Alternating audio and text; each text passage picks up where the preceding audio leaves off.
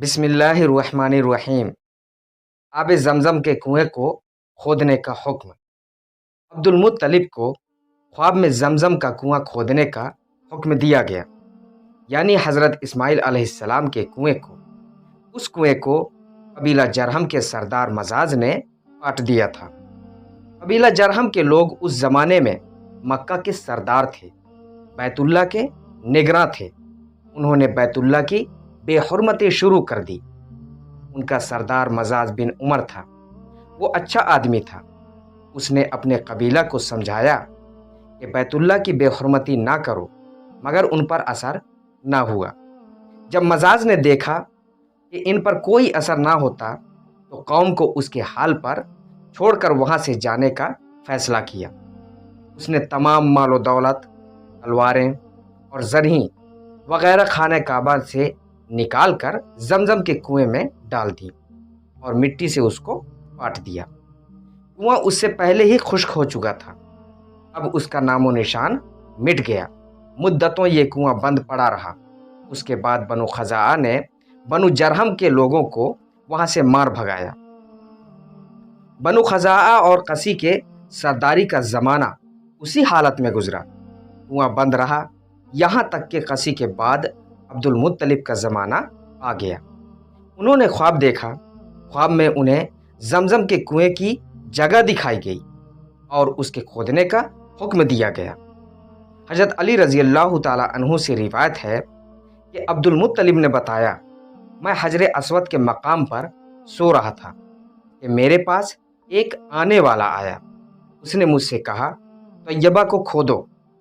मैंने उससे पूछा, तैयबा क्या है? मगर वो कुछ बताए बगैर चला गया।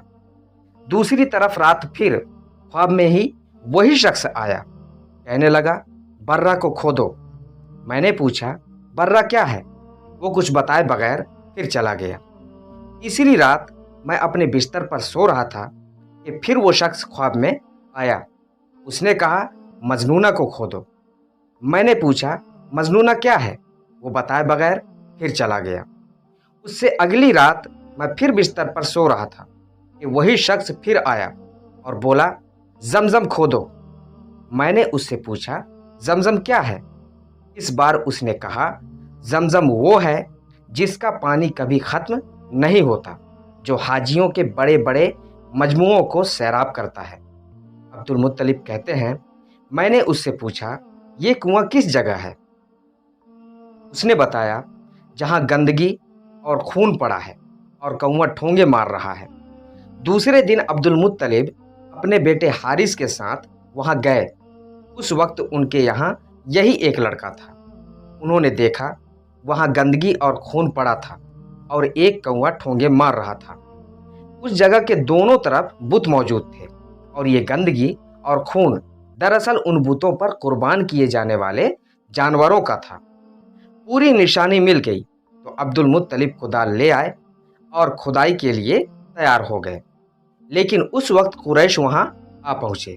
उन्होंने कहा, अल्लाह की कसम, हम तुम्हें यहाँ खुदाई नहीं करने देंगे। तुम हमारे इन दोनों बुतों के दरमियान कुआं खोदना चाहते हो, जहां हम उनके लिए कुर्बानियां करते हैं। अब्दुल मुत्तलिब ने उनकी बात सुनकर अपने बेटे हारिस से कहा, तुम इन लोगों को मेरे करीब न आने दो। मैं खुदाई का काम करता रहूंगा, इसलिए कि मुझे जिस काम का हुक्म दिया गया है मैं उसको ज़रूर पूरा करूंगा। कुरैश ने जब देखा कि वो बाज आने वाले नहीं तो रुक गए। आखिर उन्होंने खुदाई शुरू कर दी।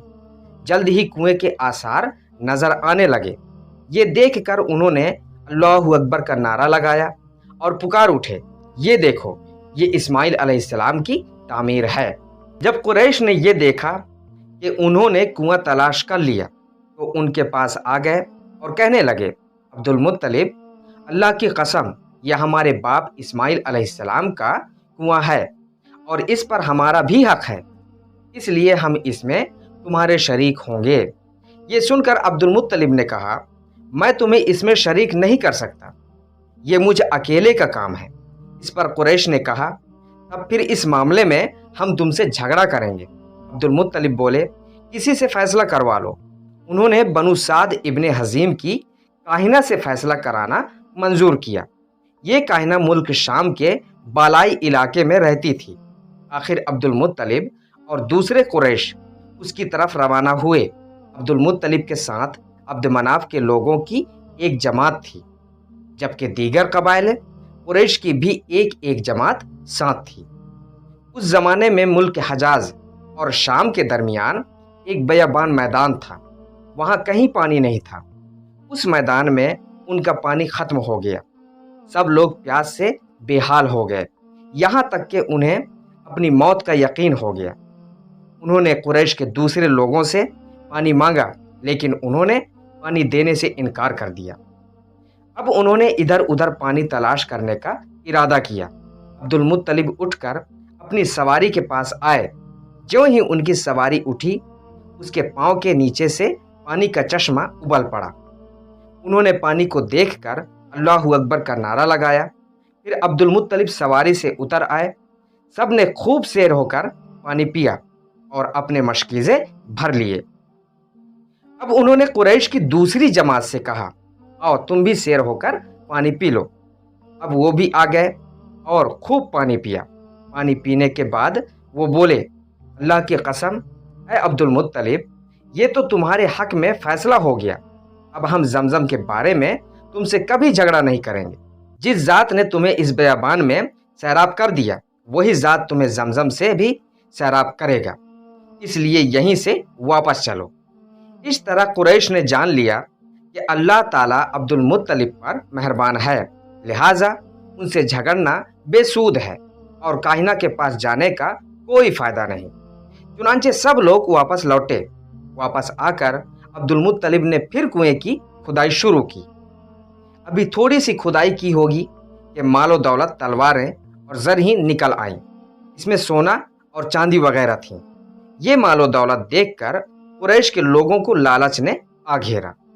انہوں نے عبد المطلب سے کہا، عبد المطلب، اس میں ہمارا بھی حصہ ہے۔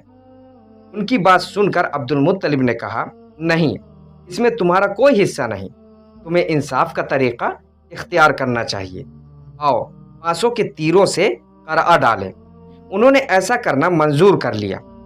2 تیر کعبے کے نام سے رکھے، 2 عبد المطلب کے اور 2 قریش کے باقی لوگوں کے نام کے۔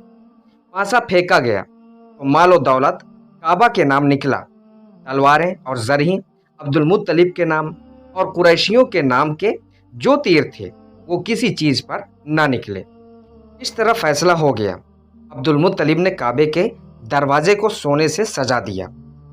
زمزم کی کھدائی سے پہلے عبد المطلب نے دعا مانگی تھی کہ اے اللہ، اس کی کھدائی کو مجھ پر آسان کر دے، میں اپنا ایک بیٹا تیرے راستے میں ذبح کروں گا۔